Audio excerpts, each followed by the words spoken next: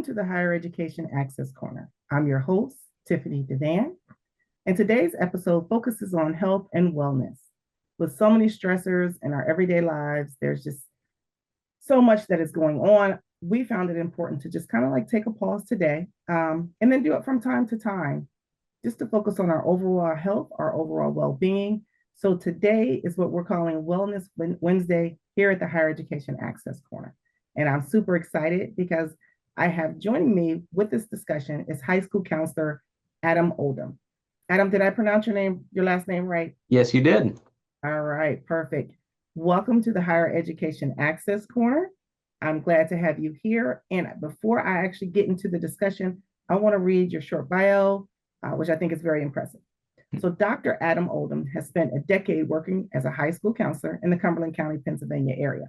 He's currently at the Big Spring High School, and he served 7 years on the Pennsylvania School Counselors Association, or PSCA's Board of Directors. He's also led PSCA's government relations since 2020, and he serves as president of the School Counselor section of the Pennsylvania State Educators Association Department of Pupil Services.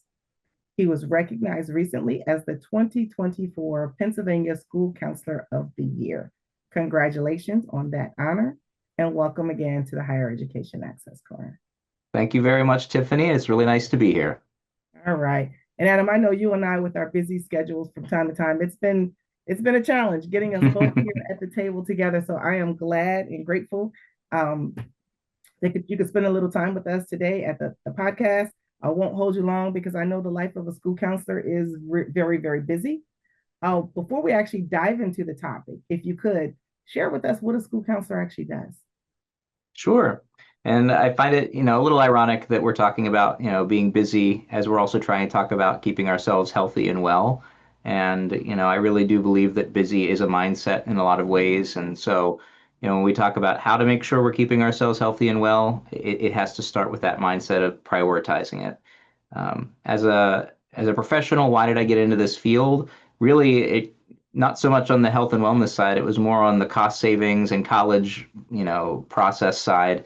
I worked in residence life and housing at a college, and while I was there, I saw a lot of young people coming into college saying they were going to study things that we didn't even offer at that college, and yet they were spending money to be there. And after I got out of college and was working in community mental health, I discovered that if you drop out or don't earn the credit because you didn't do what you need to do, you still have to pay back all those loans. And that's just not a really efficient way of preparing for adulthood. And I really wanted to be part of that process in helping young people make intentional choices so that they made the right choice the first time so that they could save themselves time and money and get off into thriving in adulthood as soon as they possibly could. And so that's really what drove me to get involved in school counseling. And unfortunately, as we've learned here recently, it's not just as simple as, oh, take the right classes, go to the right place, study the right things. We're human beings as well. And so there's a lot of stress that goes into that and a lot of uncertainty in our world today. And so it isn't as easy as learning skills or acquiring knowledge. We also need to help young people and ourselves learn to stay well and balanced.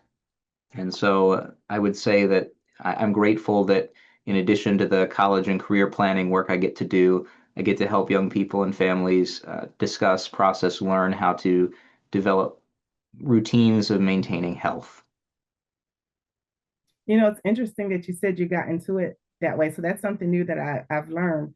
And I think you and I met probably like 2016 when I came into this role as, not this role as the host of the podcast, but into my role as an access partner, talking financial aid and coming out to the school at the time. But it's interesting that you said you started from the college and career basically standpoint. So that's nice to know, because sometimes I used to always wonder, well, how do we actually come into this particular arena? But the fact that you said it makes total sense, because that's one of the reasons why I love what we do. It's all about educating folks about, making the best choices for them, choosing those careers, things that you don't always think about, and doing it in an affordable manner.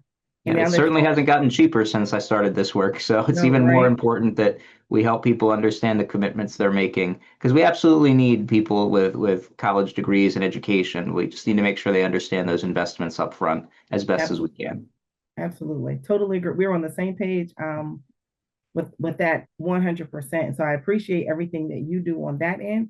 I appreciate everything that you are continuing to do as a school counselor. As we start talking about self-care, for those of our listeners who aren't really quite sure, like about self-care and what that looks like, how do you define it? And why is it important that everyone, not just students, prioritize it and make it something that they're going to focus on or make a commitment to focus on it. Yeah. I think a common metaphor we'll often hear when we talk about self-care is the idea of, you can't pour out of an empty cup. I think as educators and helping professionals, we're trying to help support young people and our colleagues around us. And to do that, we have to have something to give, and we can't give what we don't have. And so, if we want to be efficient and effective, we really need to make sure that we have a bucket that is full on our own before we can start filling other people's buckets. And so, what does it mean to like take care of yourself? I mean, it's not just mental health. We talk a lot about mental health, but it's also our social well-being. It's also our physical health and making sure that we're keeping ourselves healthy in those spaces too, because stress can lead to physical unwellness as well. So we need to make sure that we're keeping ourselves balanced and rooted in things that help us be as efficient as we can at the work we try to do. And so, on one hand, it's I want to have a satisfying life experience, and so I should not walk around, apologize for that, in a constant state of alert and fight or flight. So, if I want to be a satisfied, happy individual, I should try to make sure I'm giving myself space to do that. And if I want to be an effective employee or an effective helper, I need to make sure that I have the ability to do that so that I'm not burnt out and ineffective in the work I'm doing. Great. And I want to focus a little bit on the student aspect of that. And Hmm. it could be anywhere. It doesn't necessarily have to be just high school because you're in that arena. I think that the tips and tools and things we'll talk about can benefit everyone, including adults. But one of the things I found is as adults, sometimes they feel guilty about the self-care because they're taking care of others and things like that.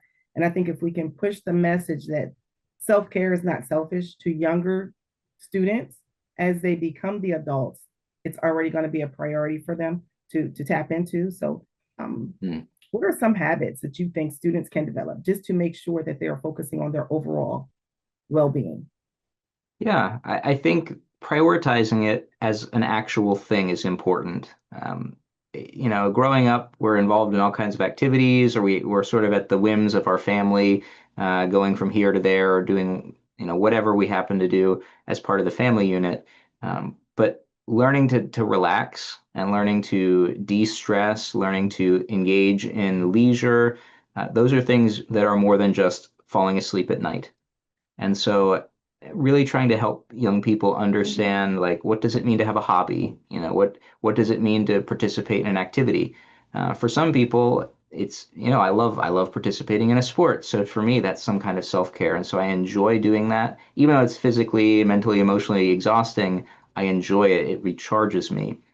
For some young people, that can sort of shift into a place where it feels more like work, and they're not really gaining that kind of leisure or joy from that activity. And so it isn't just doing nothing, and it isn't just doing something. It's learning how to really engage in activities that bring us joy and also help us recharge because school is exhausting, family can be exhausting, going through the growth and development of being a human is exhausting. And so I think helping students learn that it is a skill set and it is something that is important is probably like the biggest piece of this I would say I do with students. Because whenever we say something like leisure, we usually think of that, well, that's like laziness, like you're just wanting to sit around and have fun, as if there's something wrong with wanting to have fun. It's really All important that we right. all learn how to have fun and have that leisure time, not because we don't want to be, productive at work or because we don't want to get our school stuff done, but because if we're not doing those things, we're more likely to be burnt out, we're more likely to be stressed, we're less likely to be as focused and engaged when we really need to be. And so helping students learn it's okay to relax. It's actually very important to learn to relax because if we don't, we're setting ourselves up for a lot more pressure than we really need in a lot of different places in life. I agree. And it's almost like how do you recharge then? Because Mhm. if you're not taking the leisure, you're not taking the moment, you're not doing the pausing, you're always on go. And I find that if I'm always on go, I am more stressed. I don't eat, I don't choose the best eating habits because I don't have time to plan them out. It's kind of like a month ago, didn't have time to grab the healthy stuff. So what am I going to grab? I'm going to grab all the junk.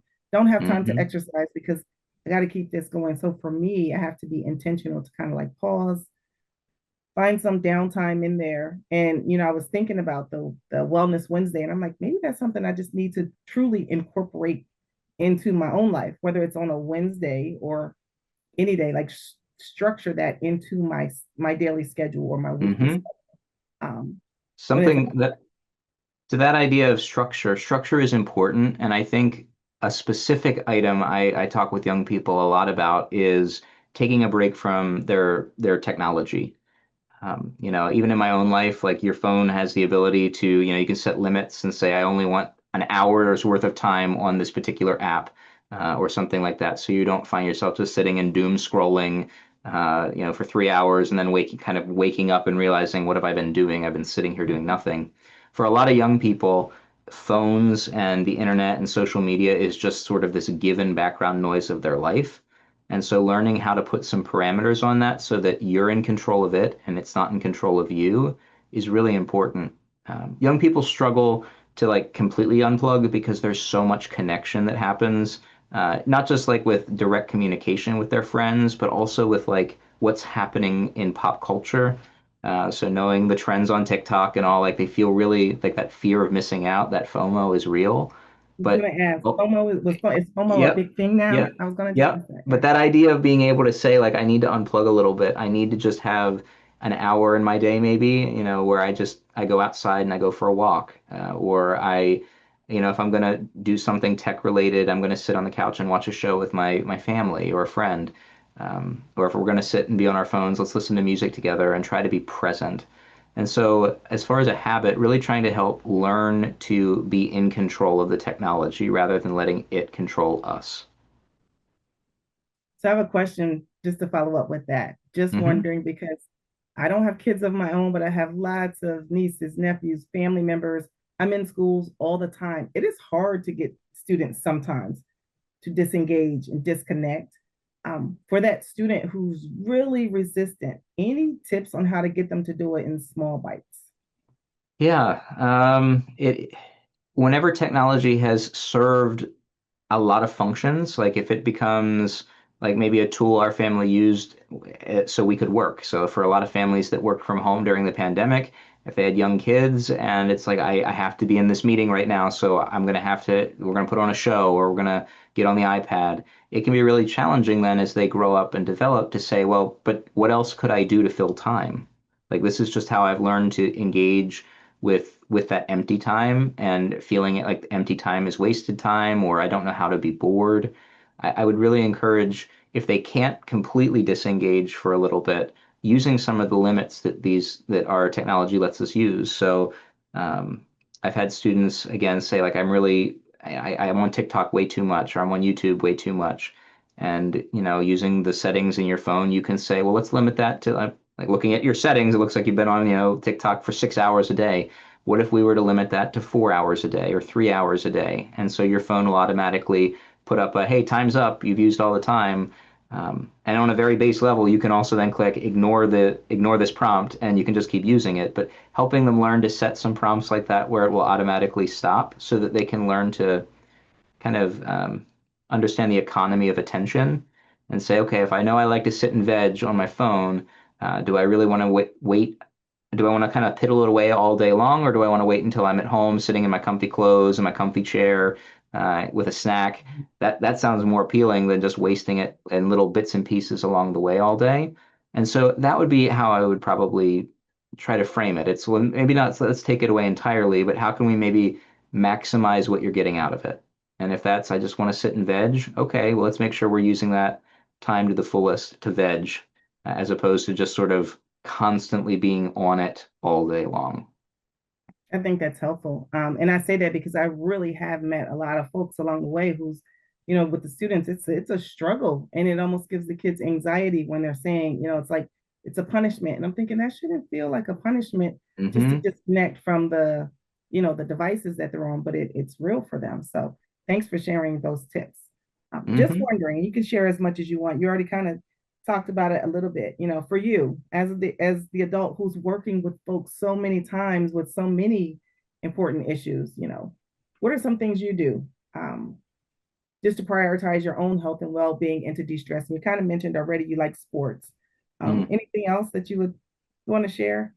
Yeah, I mean, I really think being intentional with our time is something I would recommend anybody do as an adult, and something that I try to help young people incorporate into their routine. What I mean by that is, I am very intentional to have my full attention at work, and I'm on my email at work, and I do all of my work-related things at work. But then at the end of the day, I go home. And so trying to have very clear transitions where it's I'm now on and it's school time and the bell rings, get on the bus, and now I'm home and it is home time, I think can be very helpful. For students that have work they need to do at home for school, really locking in like that first 30 minutes when we walk in the door and saying this is going to be the time, 30 minutes, an hour, whatever it ends up being, but I'm only going to commit that time to what I need to for work, so that I can then go on and have that non-on time. Um, and again, for some of our students, it's really important because their lives become very regimented, where it's, well, I'm in school, then I have practice after school, or then I have this activity or this event I'm going to. And it's like things just feel busy all the time. And if instead they're able to look at their calendar and say, and my son, who is only 10 years old, will get to this space too. He's like, I just want to have a day where we're not doing anything. And it's nice to be able to say, well, on Mondays, once we get home from school, we don't have any practice. We're not running anybody anywhere. Mondays are our free day, and this week. Wednesdays tend to be a free day for us too. And so it's like, okay, nice. I know I'm going to have a couple of breaks throughout the week. And so even if it's not right now, I'm carving time, being able to schedule in kind of off time where we just have time to do whatever we want is really important. So it doesn't sound fun or sexy, but breaking out the schedule and saying, okay, well, what days of the week am I busy? And also trying to stack commitments. So it's like, okay, if I'm going to be busy in an evening, I'll be busy on Tuesdays and Thursdays, and then I'll have Monday, Wednesday, Friday free. Um, Again, learning to prioritize and time manage effectively is something I really try to do. And I would say that with wisdom and life experience, I've gotten better at not checking work emails at home and not doing work on my couch at 11:30 at night, um, because that's taking time away from my own leisure. It's taking time away from my own family and from my own ability to recharge. And so ultimately, I'm really not going to be that more efficient the next day if I'm tired and haven't gotten good rest because I was up working late at night. Agree with everything you just said there. And I think by doing things like that, it gives you something to look forward to. Like it's you put it out there, you prioritize it, you say, hey, if Mondays were at home, you already know if you're going through a busy time, it's kind of like, phew, Monday is coming. Almost like we used to say Hmm. TGIF, it's okay, we Yep. have a downtime coming, we got something to look forward to. So I do love that. For students in general, any resources that you know of to help them if they might be struggling with trying to fit in all this Wellness Wednesday, prioritize my mental, physical, emotional health, well-being, anything like that? I know for me, I've never tried any of these apps, but I heard of an app called Calm. I'm not sure if that's one that you're familiar with, but they Hmm. say that is one app Yeah. that it's helpful. Any that you can think of, or any resources or anything like that? Yeah, I mean, I would say that, things like apps are helpful in establishing routines. So like they will help give you some, mindfulness meditation or some music or learning how to do like a breathing exercise. They'll have some nice content for you. I would say as far as resources that students are generally going to have access to, take advantage of school.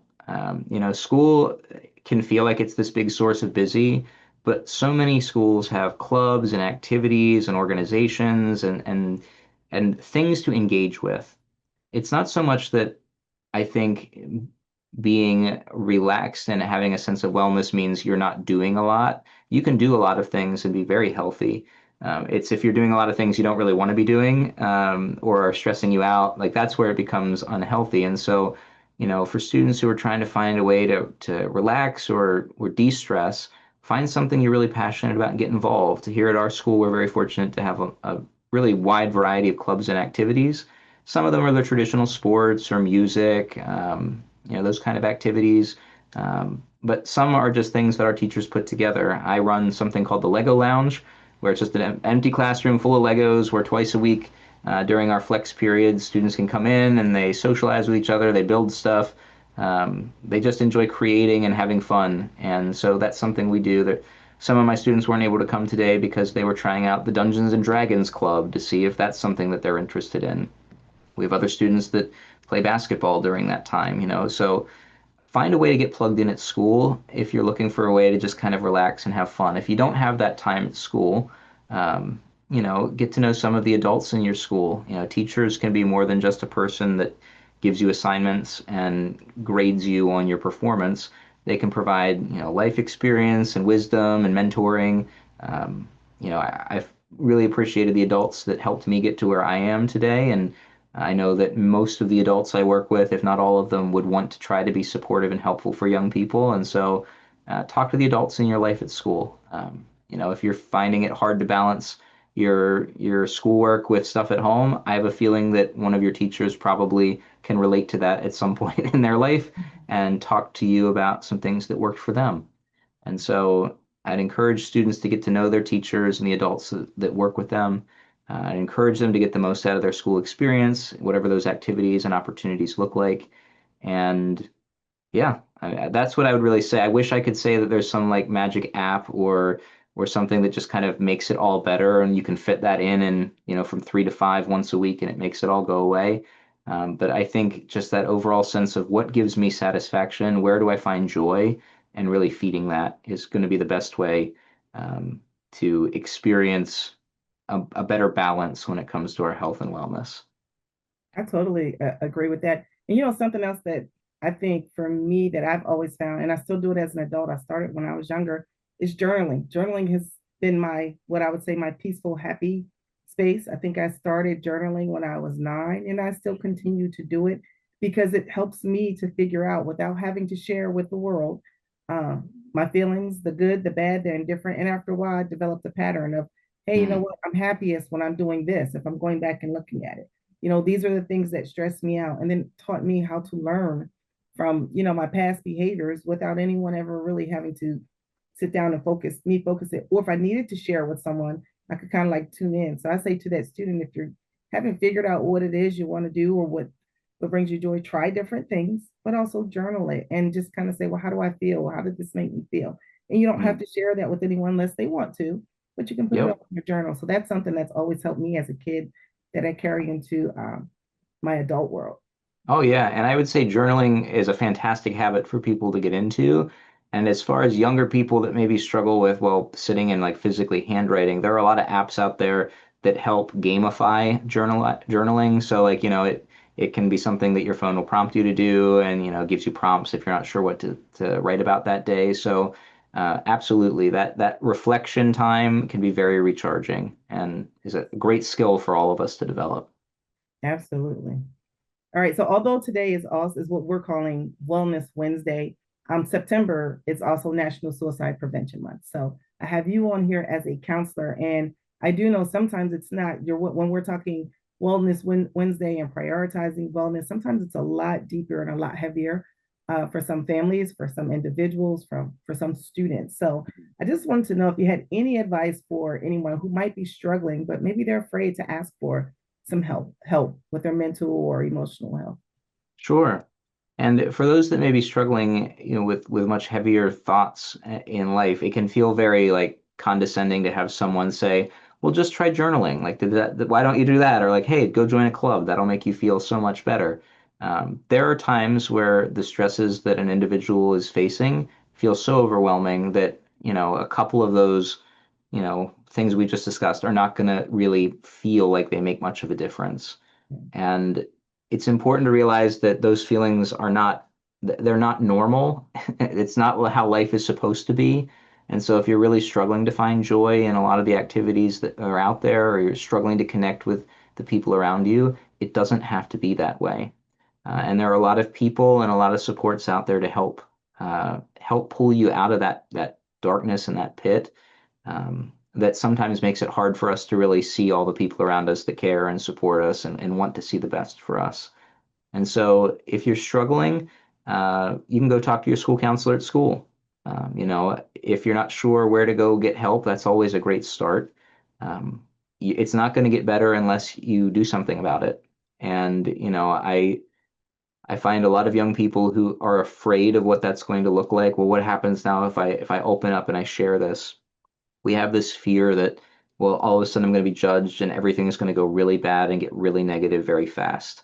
Um, Interestingly, we just watched, my kids are really into K-pop Demon Hunters right now. So if you're watching Friends and you've watched that on Netflix or have been listening to it nonstop, it's a great movie. And in it, one of the main characters sort of reveals this secret about themselves that is really laden with a lot of shame and fear about what's going to happen when people find out. And her friends were very supportive, and it became sort of this moment of, wow, like I guess it's okay to open up and share some of these things. And I would say for most people, that's what the reaction will be whenever you open up. Most people are going to be supportive. I can't promise that in every situation you have a supportive adult at home or you have someone that you feel safe talking to, but at least at school, I can tell you that your teachers, your counselors care, and they're going to help you navigate those concerns if that's something that applies to you. If you're nervous about talking to someone in person, you can call or text 988. That's the National Suicide Hotline. And so if texting is more your thing, you can call and reach out for support from the comfort of your own privacy. You don't have to reveal anything about yourself that you don't feel comfortable sharing. So I'd encourage you to reach out to 988 if that's something that talking to someone in person feels a little bit too much. They can help connect you to resources and help you walk through the process of getting the support that you need. It's never too late. You're never too far gone. And if you're worried about somebody that might be feeling or thinking about self-harm or suicide, you're not going to put it in their mind by asking. And so always ask if you're worried, or go talk to the counselor at school. Let your parents know, hey, I'm really worried about my friend. Sometimes that's the kind of bystander, see something, say something that really makes all the difference. And so, yeah, don't be afraid to ask. But if you are afraid, call text 988 and let the people around you support you, because nobody wants something bad to happen to you, no matter how dark things feel or how heavy things feel. Absolutely. And I greatly appreciate you for sharing that and for sharing the resources, because again, it's Wellness Wednesday, but September is also, National Suicide Awareness Month. And I wanted to shine a light on that. And it's like you said, it's a much heavier space than just the app or just a journaling type of a thing. You've been a great resource for us today. I've enjoyed having you here at the podcast. Any parting words or anything else that we didn't talk about that you'd like to share? Yeah, I mean, I would say for anybody who is wondering about the future, wondering about, how do I make school the most enjoyable experience I can, talk to your school counselor. Our job is literally to maximize your success, and that isn't just getting straight A's. That's also making sure your school experience is something you enjoy. And so if you're not sure what activities or clubs exist at school, if you're not sure how to connect with peers, or you're having a hard time with a teacher or a class, reach out and let us know. We're here to help you, whatever the circumstances are. And if it's not us specifically that are there to help, we'll connect you with the people that need it. Whether that's something you're struggling with mentally and emotionally, or whether that's financial aid. That's what I'm spending a lot of time, Tiffany, doing right now with my seniors. And so I was really grateful for your training that I had the other day at Penn State Harrisburg. I brought that information back and have been doling it out already with so many who are excited for their next steps. So uh, reach out for help. School counselors are here to help. FIA, of course, is here to help too. So thank you for having me here today. Absolutely. Thank you. And this is Dr. Adam Oldham. He is one of our counselors. And again, he was our 2024 School Counselor of the Year. Thank you, Adam, for joining me for our Wednesday Wellness here at the podcast. For all of our listeners, thank you for tuning in, and we will see you soon.